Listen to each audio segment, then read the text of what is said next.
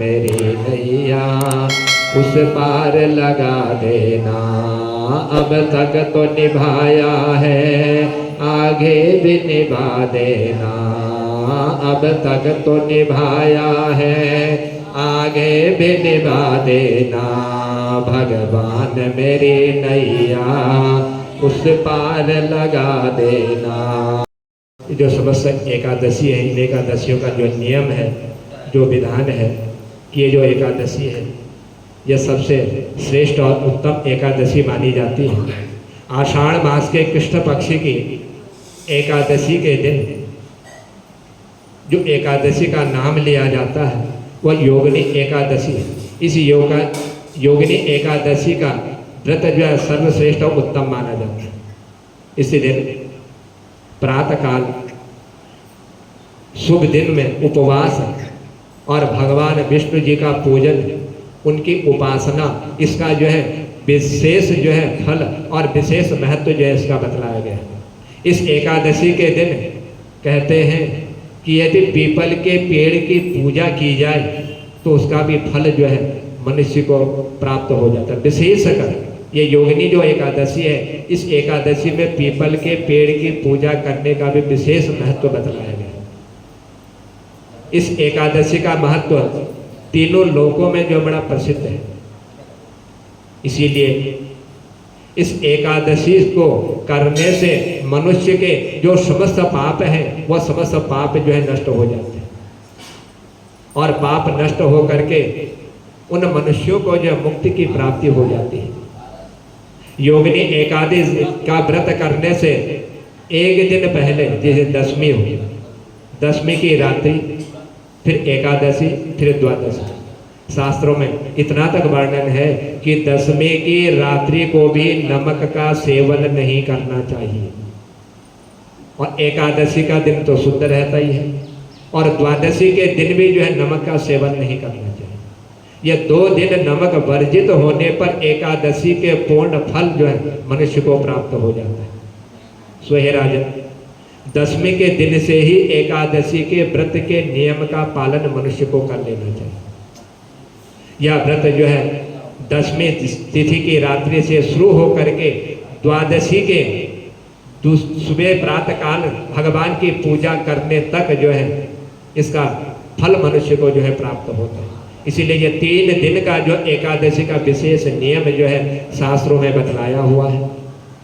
कहते हैं कि एकादशी के तिथि जब प्राप्त हो, उस एकादशी तिथि में प्रातःकाल स्नान आदि कर्मों से निवृत्त हो करके संकल्प है, भगवान से प्रार्थना करें कि हे भगवान, आज ये जो आपकी परम पुण्य प्रदान करने वाली जो एकादशी है, मैं आपकी इस एकादशी का जो है आज मैं व्रत करूँगा और आप मेरे इस व्रत को जो है सफल कीजिए, ऐसा संकल्प है। स्नान करने के लिए यदि हो सके तो शरीर में जो है मिट्टी का लेपन करना चाहिए और काले तिल को पीस करके उसका लेपन जो है एकादशी के दिन करना चाहिए और उसके बाद भी जो है स्नान आदि करके शुद्ध हो करके एक घड़ा लें, उस घड़े में जो है भगवान की स्थापना करें। सो हे राजन, उस घड़े के ऊपर भगवान विष्णु की प्रतिमा को रख करके एकादशी व्रत करने वाले को जो है भगवान विष्णु की पूजा करनी चाहिए। धूप दीप आदि से भगवान का जो है पूजन करें और जिस दिन एकादशी का व्रत हो उस एकादशी के व्रत के रात्रि में जो है एकादशी व्रत करने वाले को जागरण करना चाहिए। दशमी तिथि की रात्रि से ही व्रती को, जिसने एकादशी का व्रत किया हो, तामसी भोजन इन चीजों का जो है त्याग कर देना चाहिए और इसके अतिरिक्त व्रत के दिन जो है नमक से बना हुआ जो कुछ भी भोजन हो, चाहे वह सैदा नमक हो चाहे कोई भी नमक हो, शास्त्र में इतना वर्णन किया गया है कि उस दिन नमक का सेवन बिल्कुल भी नहीं करना है। इसीलिए यह सब जो है एकादशी व्रत करने वाले को इनका निषेध बतलाया हुआ है और ये जो आषाढ़ मास की एकादशी, इस एकादशी में यह विशेष रूप से इनका निषेध है और तब जाकर इस एकादशी का फल मिलता है। क्योंकि सबसे श्रेष्ठ और उत्तम और सबसे बड़ी एकादशी यह मानी गई। इसीलिए 10वीं तिथि की रात्रि से नमक का सेवन एकादशी व्रत करने वाले को इसका निषेध करना चाहिए। सो हे राजन, ये जो योगिनी नाम की जो एकादशी है, इस एकादशी की व्रत कथा जो मनुष्य श्रवण कर लेता है, उस मनुष्य को जो है 88,000 जो ब्राह्मणों को भोजन कराता है, उस 88,000 ब्राह्मणों को भोजन करने का फल एकमात्र ये योगिनी आषाढ़ मास की एकादशी के श्रवण करने से मनुष्य उसका फल प्राप्त हो जाता है। इतना ही नहीं कि हे राजन, इस व्रत के करने से मनुष्य के जन्म जन्मांतर के जो पाप होते हैं वह पाप भी जो है छूट जाते हैं। भगवान नारायण की मूर्ति को स्नान करा करके धूप दीप से भगवान की आरती उतारनी चाहिए, भगवान से निवेदन करना चाहिए, श्रद्धा भक्ति युक्त होकर के इन कार्यों को जो है संपन्न करना चाहिए। सो हे राजन, उसके बाद भगवान को फिर जो है भोग लगावे। और इस दिन जो है यदि हो सके, सामर्थ्य हो, मन में श्रद्धा हो, तो गरीबों को जो है भोजन कराना चाहिए, गरीबों को दान देना चाहिए, उनकी जो आवश्यकता हो। ये सब जो है मनुष्य का कल्याण करने वाले, क्योंकि इधर दिया हुआ फल जो है मनुष्य को मृत्यु के बाद अवश्य मिलता है। जीते जी जिसने दान दे दिया वही फल प्राप्त होता है, और मरने के बाद जो है कुछ भी प्राप्त नहीं होता। इसलिए एकादशियों में विशेष कर जो है गरीब भूखे ब्राह्मणों को, दीनों को, इनको जो है दान करना विशेष जो है श्रेष्ठ और उत्तम बतलाया गया है। ये जो है समस्त जितने एकादशी है, उन एकादशियों का विशेष यह नियम है, उन एकादशियों का विशेष फल है। और ये जो आषाढ़ मास की योगिनी एकादशी है, अब इस योगिनी एकादशी की जो कथा है, कहते हैं कि एक प्राचीन समय की बात है, एक अलकापुरी नाम की एक नगरी थी, और उस अलकापुरी नाम की नगरी में एक राजा जो है रहा करते थे, और यह राजा जो है कुबेर था। उस अलकापुरी का यह राजा था। सो हे राजा, यह सदा जो है भगवान शंकर की भक्ति में जो है तत्पर रहा करता, हमेशा भगवान की भक्ति करता, और भगवान शिव के अलावा और किसी की पूजा नहीं करता। जब तक भगवान की पूजा नहीं करता तब तक यह अपना कोई कर्म भी नहीं करता।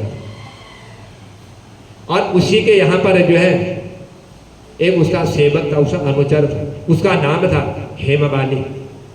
यह हेमवाली जो है इस कुबेर का जो है सेवक था, और यही जब कुबेर भगवान शंकर की पूजा करता, और उसी समय पूजा में ही यह कुबेर जो है के लिए फूलों की व्यवस्था करता था, भगवान को अर्पण करने के फूल लाया करता।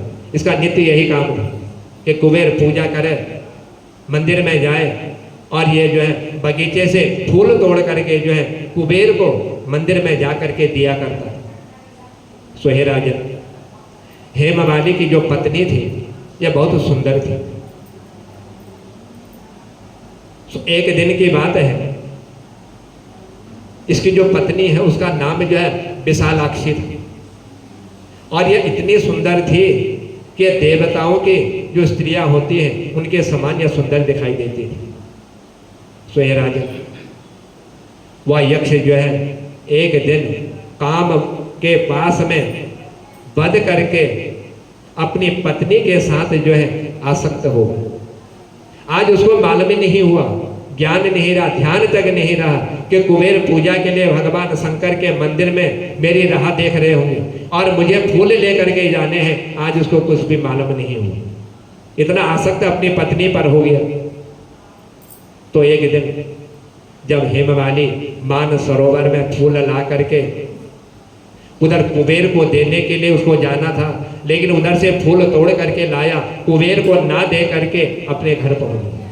और अपने घर में आया और घर में आकर के उसने फूल रख दिए, और फूल रखने के बाद या फिर जो है अपनी पत्नी के साथ जो है प्रेमाकुल हो करके या उसमें आसक्त हो गया। सो हे राजन, आज उधर जो है जो फूल कुबेर के लिए भगवान शंकर को चढ़ाने के लिए लाया हुआ था, आज वो कुबेर के भवन में नहीं पहुंच पाए उन फूलों को लेकर। उधर कुबेर जो है भगवान शंकर के मंदिर में विराजमान थे पूजा करने। उनका नियम था कि पूजा का समय निश्चित होना चाहिए और निश्चित पूजा करने से ही उसका फल प्राप्त होता है। आज इंतजार में रह गया कुबेर, समय व्यतीत तो होता चला गया, लेकिन वह यक्ष जो फूल लेकर के आता था आज वो फूल लेकर के नहीं पहुंचा। आज कुबेर जो है भगवान शंकर के मंदिर में बैठ करके जब पूजा कर रहे थे और पूजा करते करते समय व्यतीत होता चला गया, सोचा कुबेर ने कि आज जो है मेरा यक्ष हेममाली जो फूल लेकर के आता था, किस कारणवश आज वह जो है उसने फूल लाने में विलंब क्यों कर दी, वह फूल लेकर के आज चला कहाँ गया। कुबेर मन में सोच रहा था और विचार करते करते आज दोपहर का समय व्यतीत हो गया। जब दोपहर का समय व्यतीत हुआ और दोपहर के समय व्यतीत होने पर अब कुबेर ने सोच लिया, समझ लिया कि ये जो है मेरा हेममाली जो मेरा यक्ष है, सेवक है, जो फूल लेकर के आता, इतना विलंब तो ये कभी नहीं करता। लेकिन आज कारण क्या है इसका इतने विलंब करने का, क्यों इसने आज इतनी देर लगाई, इतने दोपहर तक ये कभी भी फूल लेकर के नहीं आता था। जब दोपहर का समय तक आज कुबेर प्रतीक्षा कर रहे थे, समय चला गया, दोपहर का समय भी निकल गया। आज उधर जो है फूल न आने के कारण आज कुबेर की पूजा भी जो है पूर्ण नहीं हो पाई, अधूरी पूजा हो गई। देखा कुबेर ने कि आज जो है जो मेरी पूजा का नियम था उस पूजा के नियम में आज विलंब हो चुका है। आज मेरी पूजा जो है ये दोपहर निकलने के बाद का समय हो गया और अभी तक वह फूल लेकर के नहीं आया। कुबेर आज बड़ा क्रोधित हो गया, क्रोध आ गया कुबेर। सोचा कुबेर ने कि पूरा समय व्यतीत हो गया, आज हेममाली जो है फूल लेकर के गया तो गया कहाँ।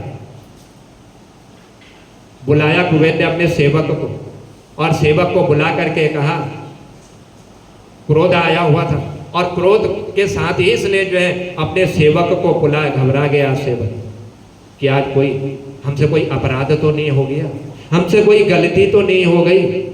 आज कुबेर अवश्य हमको जो है श्राप के वशीभूत करेगा, हमें कोई दंड देगा। बड़े भयभीत हो गए और कांपते हुए भय के द्वारा कुबेर के पास पहुंचे और कुबेर के पास पहुंच करके दंडवत कुबेर को प्रणाम किया और प्रणाम करते हुए कुबेर से पूछा कि हे प्रभु, कि हे महाराज, आपने हमें क्यों बुलाया, क्या आदेश है आपका। कुबेर ने कहा कि मेरा यही आदेश है कि आज मेरी सुबह से लेकर के दोपहर की पूजा का समय निकल चुका और ये हेममाली अभी तक फूल लेकर के नहीं आए। जा करके पता करो कि हेममाली का आज ना आने का कारण क्या है, ये क्यों नहीं आया आज पूजा के लिए। जब ये बात इन यक्षों को मालूम हुआ, कुबेर ने ऐसा आदेश दिया, तब जा करके इनको थोड़ी सी जो है राहत मिली। तब इन्होंने सोचा कि हम तो अचानक ही भयभीत हो गए थे कि आज कुबेर ने हमको जो है दंड देना है, न जाने हमसे कौन सा अपराध हो गया। और कहा कि जाओ जा करके इस बात का पता लगा के आओ, यार कुबेर आया क्यों है, कुबेर की पूजा के लिए फूल लेकर के हेममाली आज पहुंचा क्यों, कहाँ चला गया। आज उधर कुबेर की आज्ञा का पालन करते हुए यक्षों ने कहा कि हे राजा,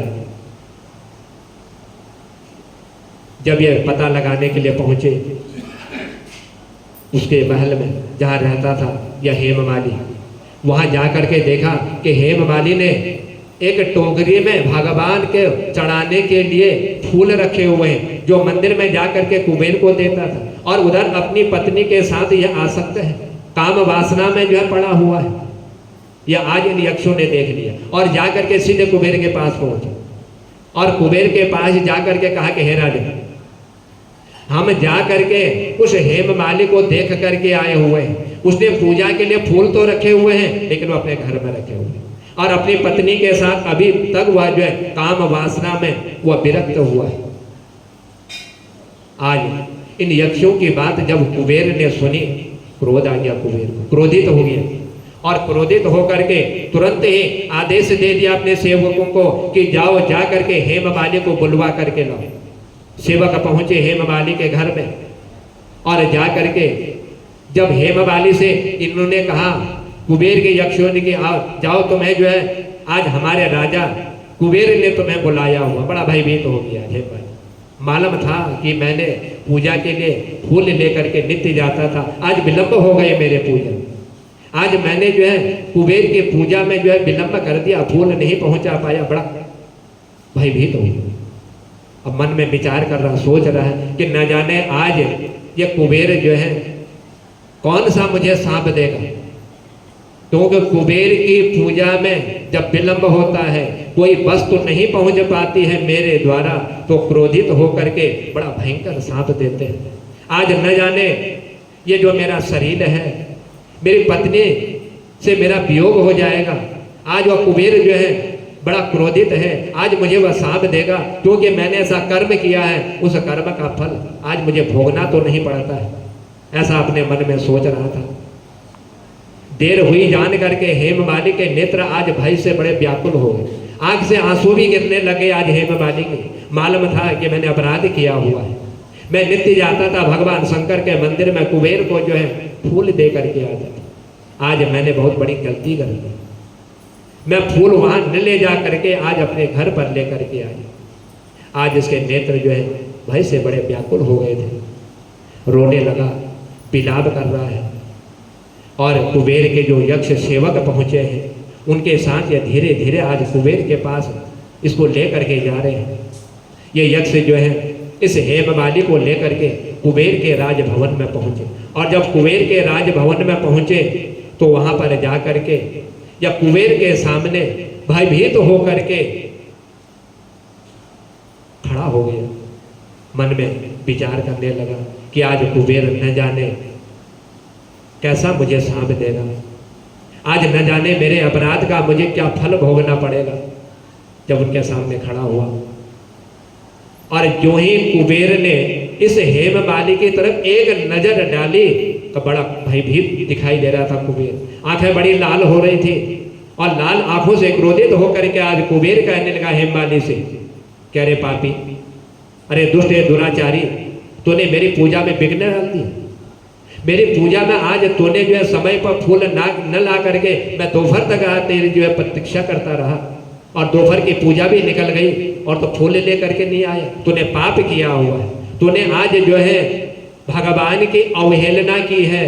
भगवान की मेरे द्वारा जो पूजन किया जाता है, उस पूजा को आज तूने खंडित कर दिया। क्योंकि कुबेर था, बहुत बड़ा राजा था। जब क्रोधित हुआ और कहने लगा कि मैं तुझे जो है आज इस पाप का मैं तुझे जो है श्राप देता हूं, जो तूने पाप किया हुआ, जो तूने ऐसा कर्म किया हुआ है, आज मेरी पूजा में जो तूने विघ्न किया हुआ है, आज मैं तुझे श्राप देता हूं कि तू जो है इसी समय कोढ़ से पीड़ित होकर के और अपनी पत्नी से तेरा वियोग हो जाएगा। ये मैं तुझे जो है श्राप देता हूं, और तू जो है इसी स्थान से इसी समय जो है भ्रष्ट होकर के कोढ़ रोग से तो पीड़ित हो जाए, और जो तेरी पत्नी है या तेरे से विरक्त हो जाएगी। आज तुम दोनों का जो है संयोग नहीं होगा, तुम दोनों आज से अलग हो जाओगे। और इसीलिए जहां पर तो अभी खड़ा है मेरे इस महल में, यहाँ से अन्यत्र तू कहीं चला है। इतना क्रोध होकर के आज हेमवाली को जो है कुबेर ने श्राप दे दिया। और जो ही आज कुबेर ने ऐसा श्राप दिया, श्राप देते ही आज हेमवाली जो है उस कुबेर के स्थान से गिर करके नीचे पृथ्वी पर पहुंच, जैसे मृत्यु लोक में पहुंच गया। और जब मृत्यु लोक में आया, उस समय मृत्यु लोक में पहुंचते ही आज हेमवाली के मन में बड़ा दुख हो रहा था। उसका हृदय जो है आज बड़ा दुखी हो रहा था।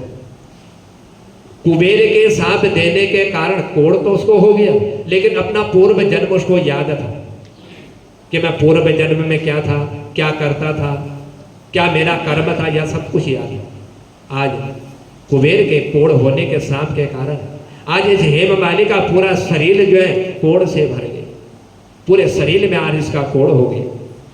लेकिन कोढ़ होने के कारण यह कुबेर के लिए नित्य प्रति जो है भगवान शंकर की पूजा करने के लिए जो है फूल लेकर के जाता था। और इसके हाथों से कुबेर जो है उन फूलों को लेकर के भगवान शंकर को चढ़ाता था। इसी कारण भगवान शंकर की पूजा के प्रभाव से उन पर आसक्त होकर के इसको थोड़ा सा जो है शांति प्राप्त होती थी। मन में यही सोचता था कि भगवान शंकर की पूजा के लिए मैं फूल लेकर के जाता हूँ। सब स्मरण था, वह स्मरण शक्ति इसकी जो है समाप्त नहीं हुई। इसलिए कहते हैं कि भगवान शंकर की यदि कोई पूजा सच्चे मन से यदि कर ले तो बड़े से बड़े रोग को भगवान शंकर जो है दूर कर देते हैं, क्योंकि बड़े भोले हैं, जो दे देते हैं बिना सोचे समझे ही वह दे देते हैं। यह सब कुछ आज इस हेममालिनी को स्मरण याद है, लेकिन उस पाप से दबे होने के कारण वह अपने पूर्व जन्म के जो कर्म थे उन कर्मों को इसने सब याद किया हुआ। यह तो कोढ़ से तो पीड़ित था, लेकिन पूर्व जन्म इसको स्मरण था कि मैंने पूर्व जन्म में कौन सा ऐसा कर्म किया हुआ है। और उसके बाद आज यह हेममालिनी कुबेर के सांप से पीड़ित होकर के इस मृत्यु लोक में भ्रमण कर रहा था। कभी कहीं घूमता, कहीं कहीं घूमता, कभी किसी स्थान पर चला जाता, क्योंकि जब शरीर में रोग लगता है तो रोगी जानता है कि शरीर को कितना कष्ट होता है। आज इसको मालूम हुआ कि मुझे यह कोढ़ का रोग लगा हुआ है, इस कोढ़ के रोग से मेरे शरीर में कितना दुख हो रहा है, यह हेममालिनी ही जानता था, क्योंकि उसी को जो है यह पाप लगा हुआ था जो उसने कर्म किया था। इसलिए कहते हैं कर्म यदि अच्छे हैं तो उनका फल भी अच्छा मिलता है, कर्म बुरे हैं तो भोगने सब यहीं पड़ते हैं। शुभ और अशुभ कर्मों का फल मनुष्य को यहीं पर प्राप्त हो जाता है। आज यह हेममालिनी भ्रमण करता करता जो है अचानक हिमालय पर्वत की ओर इसने जो है प्रस्थान कर दिया। जब हिमालय पर्वत की ओर पहुंचा, वहाँ हिमालय पर्वत के शिखर पर पहुंचा तो वहाँ पर इसने जो है इसकी दृष्टि एक मुनि पर पड़ गई जो तपस्या कर रहे थे। उस हिमालय पर्वत के निकट देखा इसने कि एक मुनि जो है तपस्या में लीन है। मालूम था इसको कि ये मुनि कौन है, नाम भी मालूम था। स्मरण किया, सोचा कि ये तो मार्कंडेय मुनि है जो इस स्थान पर ये तपस्या कर रहे हैं। सोचने लगा, विचार करने लगा, मैं बड़ा धन्य हूँ कि आज मुझे जो है इंद्र ने मुझे श्राप तो दे दिया कोढ़ होने का, लेकिन मेरे भाग्य, मेरे पूर्व जन्म के कर्म कितने अच्छे हैं कि आज मुझे तपस्या करते हुए मार्कंडेय मुनि के दर्शन हो गए। पाप कर्म से वह यक्ष जो है मुनि के समीप नहीं पहुंचे, क्योंकि उसके पाप के द्वारा उसको कोढ़ हुआ था। जानता था कि मुनि तपस्या कर रहे हैं, यदि मैं चला गया, इनके चरणों को स्पर्श कर दिया तो कहीं ये भी मुझे कोई श्राप ना दे दे। एक तो वैसे श्राप से पीड़ित हूँ, कहीं चरण स्पर्श कर लिए और इन्होंने भी क्रोधित होकर के मुझे श्राप दे दिया तो मेरा तो उद्धार होना बड़ा मुश्किल हो जाएगा। दूर से ही इसने मार्कंडेय मुनि को जो है दंडवत प्रणाम किया और प्रणाम करते हुए मार्कंडेय मुनि उस भय से कांपता हुआ देख करके उस हेममालिनी को, जिसको कुबेर ने श्राप दिया था, विचार करने लगे, सोचने लगे। मार्कंडेय मुनि सोच रहे हैं कि इतना दुखी और ये कांप रहा, बड़ा भयभीत हो रहा है, मेरे पास आकर के भी आज इसको भय हो रहा है। वो जानते थे कि मैंने कभी किसी का अहित नहीं किया हुआ, मैं जितना भी करता हूँ तपस्या के द्वारा, भगवान की भक्ति के द्वारा हर किसी का उपकार ही करता, कभी मैंने किसी का जो है गलत किया ही नहीं। ये मार्कंडेय मुनि अपने मन में सोच रहे थे, लेकिन उसको कांपता हुआ देख करके विचार किया कि इतना भयभीत क्यों हो रहा है। बुलाया अपने नजदीक और बुला करके उससे कहा कि तुम जो है इतने भयभीत हो करके मेरे स्थान पर खड़े हो करके तुम इतने कांप क्यों रहे हो, और तुम्हें जो है इस कोढ़ के रोग ने जो है कैसे दबा दिया, ये कोढ़ तुम्हें कैसे प्राप्त हो गया, तो क्यों इतना अधिक जो है निंदनीय जान पड़ता है, क्योंकि तूने मेरे समीप आकर के मेरे चरणों का स्पर्श नहीं किया और दूर से ही तूने मुझे दंडवत प्रणाम कर दिया। तूने कौन सा पाप कर्म किया जिस पाप कर्म के कारण तेरी यह दशा हो गई, इस कोढ़ से आज तू जो है पीड़ित हो गया। आज मार्कंडेय ऋषि के इतना पूछने पर यह यक्ष कहने लगा कि हे महाराज, मैं आपको क्या बतलाऊं, आप मेरे इस कोढ़ के होने का यदि कारण मेरे से जानोगे तो आप भी सोच में पड़ जाओगे। से महाराज, मैं जो है कुबेर का अनुचर था और कुबेर जो मुझे आदेश देता मैं तुरंत वह कार्य उसका कर देता, मैं विलंब नहीं करता था उसके कार्य में। और मेरा नाम जो है हेममाली, उसी के राज्य में मैं रहता था। मैं प्रतिदिन मान सरोवर के तट पर जाता, वहां पर जा करके फूल तोड़ करके भगवान शंकर की पूजा के समय जो है कुबेर को दिया करता था। ये मेरा नित्य नियम था। और मैं किसी और के द्वारा अपनी पत्नी से नहीं कहता कि जा करके फूल लाओ और मैं कुबेर को पूजा के लिए दे करके आऊं। मैं स्वयं जाता था, फूल ले करके आता और भगवान शंकर के लिए कुबेर को दे करके आता था।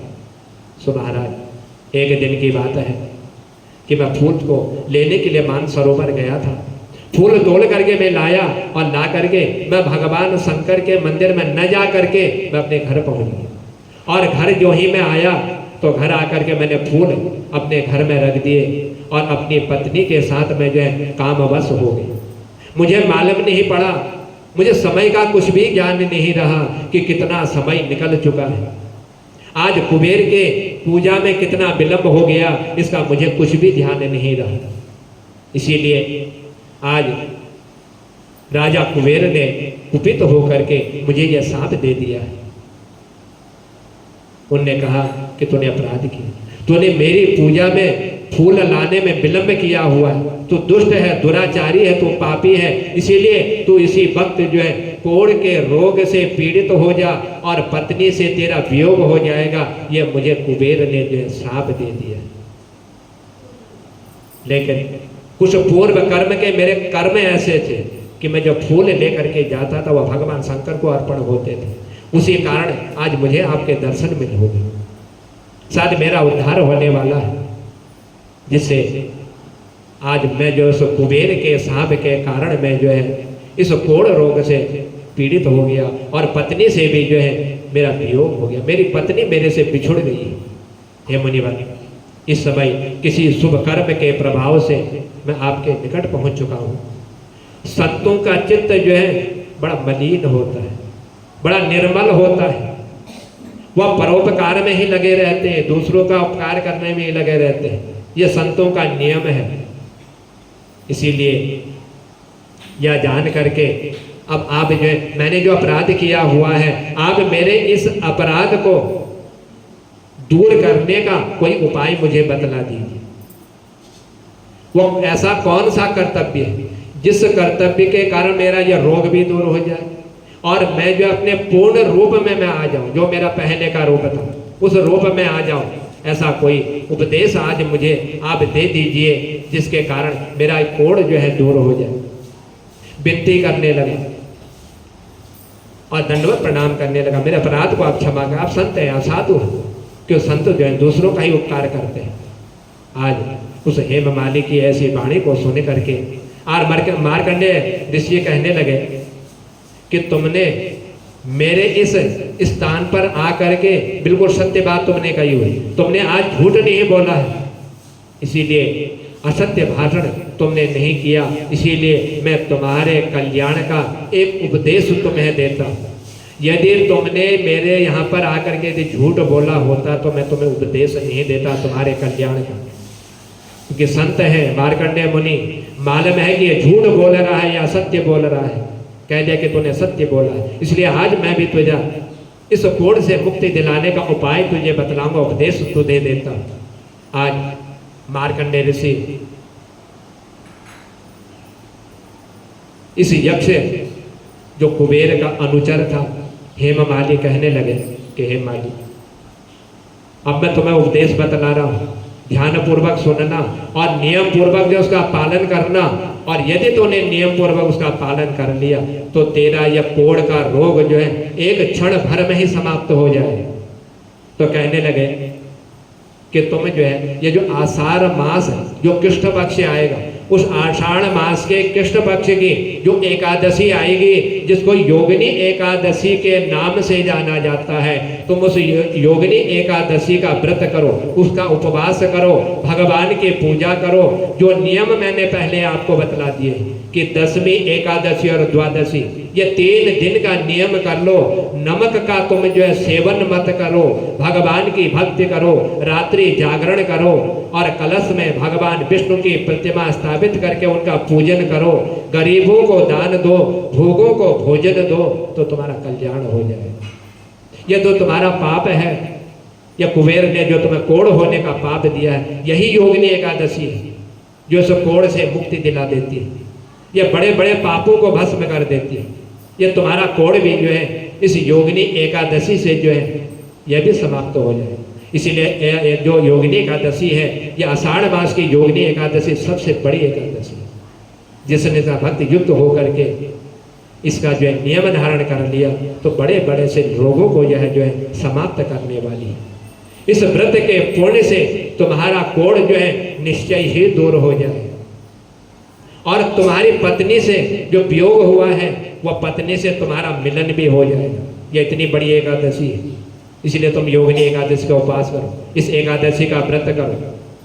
तब भगवान श्री कृष्ण कहते हैं कि हे राजन, आज ऋषि के ऐसे वचन सुन करके हेममाली ने दंडवत प्रणाम किया, और दंडवत प्रणाम करते हुए उसने जो है मुनि के चरणों में गिर करके आज वह रोने लगी।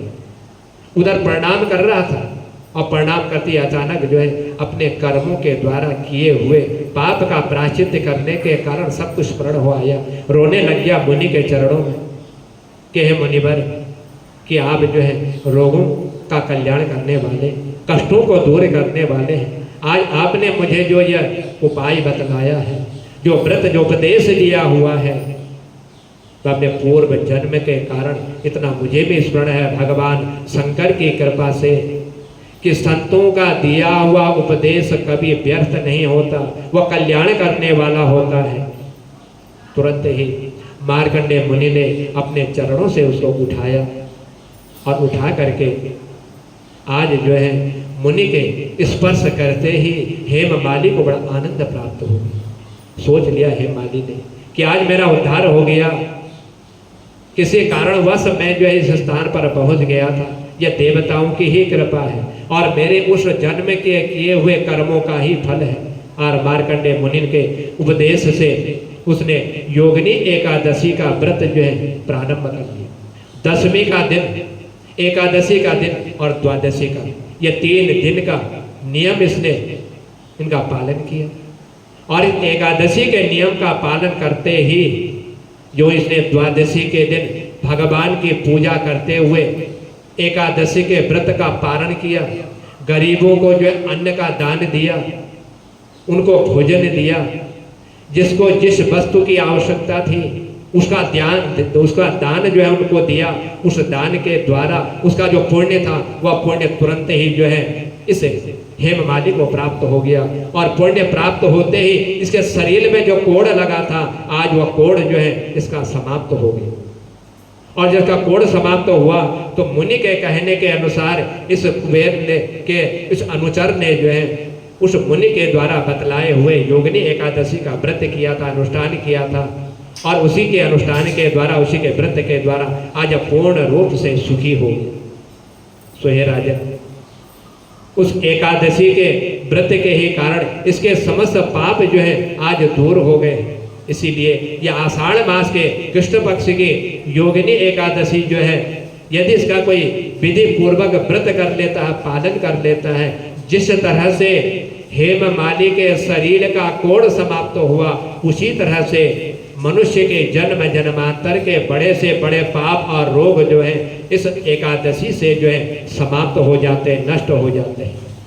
आज हेममाली बड़ा प्रसन्न हो गया और प्रसन्न होकर के आज मार्कंडेय मुनि को दंडवत प्रणाम करते हुए इसने अपने घर की ओर प्रस्थान किया। अपने पूर्ण रूप में आ चुका था और घर पहुंचा, पत्नी से इसका संयोग हो गया और ये दोनों पुनः फिर जो है अपने पूर्ण रूप में आकर के उस कुबेर के वहाँ अनुचर के रूप में, सेवक के रूप में फिर से यह विराजमान हुआ। पहुंचा कुबेर के पास, जो ही कुबेर के पास पहुंचा, दंडवत प्रणाम किया कुबेर को। बड़ा आश्चर्यचकित हो गया कुबेर कि मैंने तुम्हें सांप दिया था कोढ़ होने का, और मेरे द्वारा दिया हुआ सांप कभी दूर नहीं होता, इसने आज क्या ऐसा उपाय कर लिया? इसने क्या किया? किसने इसको यह उपदेश दिया? इसका एक पल भर में इसका कोड़ समाप्त हो गया। पूछा कुबेर ने कि हे मालिक, कि मेरा सांप जो है, जो मैंने तुम्हें दिया था, यह इतनी जल्दी तो समाप्त नहीं होता, लेकिन तुमने ऐसा कौन सा कर्म किया जिस कर्म के कारण तुम्हारा कोड़ तो समाप्त हो गया, और साथ साथ तुम जो है अपने पूर्ण रूप में आकर के जो तुम्हारी पत्नी से वियोग हुआ था, आज वह वियोग भी तुम्हारा जो है समाप्त हो गया। कहने लगा हे मालिक कि हे महाराज, आपके सांप से दुखी होकर के मैं भ्रमण करते करते हिमालय के समीप मान सरोवर में पहुंच गया था, जहाँ पर एक तपस्वी मुनि मार्कंडेय जी जो है तपस्या कर रहे थे। उनको मैंने देखा, दंडवत प्रणाम किया। उन्होंने मुझे उपदेश दिया कि तुम्हारे इस कोड़ को दूर करने का एकमात्र आषाढ़ मास की योगिनी एकादशी, इस एकादशी के व्रत के द्वारा ही तुम्हारा यह कोड़ समाप्त हो जाएगा। बस मैंने वही एकादशी करी, 3 दिन का नियम किया, और जो जो उसमें दान बतलाए थे, गरीबों को मैंने दान किया, भूखे को भोजन दिया, तो उसका पुण्य मुझे प्राप्त हुआ, कोड़ समाप्त हो गया। और पत्नी से जो मेरा पत्नी बिछुड़ गई थी, उसे मिलाप भी हो गया। यह सब योगिनी एकादशी का ही फल मुझे प्राप्त हुआ है। इसलिए योगिनी एकादशी का व्रत जो मनुष्य करता है, उसके समस्त पाप जो है नष्ट हो जाते हैं। यह महान पुण्य को देने वाली है। सो हे राजन, इस योगिनी एकादशी को जो पढ़ता है, जो श्रवण करता है, या जो दूसरों को इसको सुना देता है, जो इसका नियम कर लेता है, जो रात्रि में भगवान को प्रसन्न करने के लिए जो जागरण कर देता है, भगवान की पूजा करता है, गरीबों को जो है दान पुण्य इत्यादि कर्म करता है, और विशेषकर इस योगिनी एकादशी में जिसने पीपल के पेड़ की पूजा कर ली, सो हे राजन, वह संसार से जो है मोक्ष को प्राप्त हो जाता है, जन्म और मृत्यु के बंधन से भी उसको जो है मुक्ति हो जाती है। बोल भाग्य बिहारी लाल की।